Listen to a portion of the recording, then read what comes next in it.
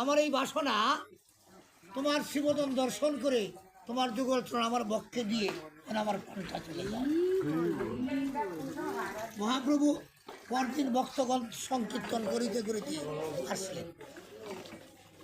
সবাই মিলে বেড়া হরিনাম সংকীর্তন করলেন। মহাপ্রভু নেচে নেচে হরিদাসের বক্ষে তার যুগল চরণ দিয়েছে। হ্যাঁ, হরিদাস মুখপথ্যে তখন ওই তার নয়ন দিয়েছেন, আর মহাপ্রভুর যুগল চরণ তার পক্ষে নামের সহিত প্রাণ বৈকুণ্ঠ প্রাপ্ত হয়ে গেল। গৌর হরি বল। এবার হরিদাসের নাম নিলে মায়া দূরে চলে যায়। জয় হরিদাস ঠাকুর কি জয়, হরিদাস ঠাকুর কি হরিদাস ঠাকুর কি জয়।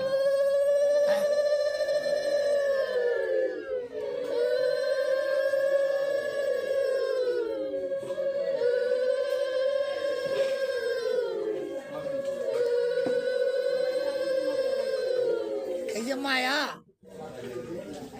দৈবচা গুণময়ী মম মায়া দূরত্বয়া মাম বজ যে প্রবদ্ধন্তি মায়া মেথান্তরন্তিতে। মায়ার কোনো হাত পা আছে? মায়ার আমরা দেখতে পাই।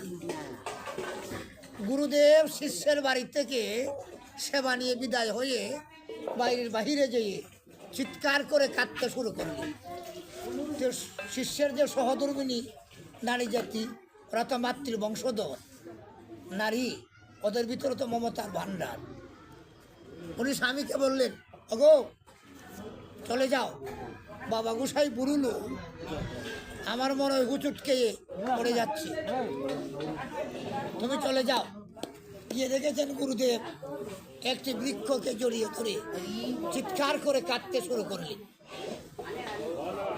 শিষ্যকে দেখে বললেন, বাবা তুমি এসেছো? নাই এসেছি, কি হচ্ছে? আমাকে বাঁচা, আমাকে মেরে ফেলবো, ওই বৃক্ষ আমাকে মেরে ফেলবো।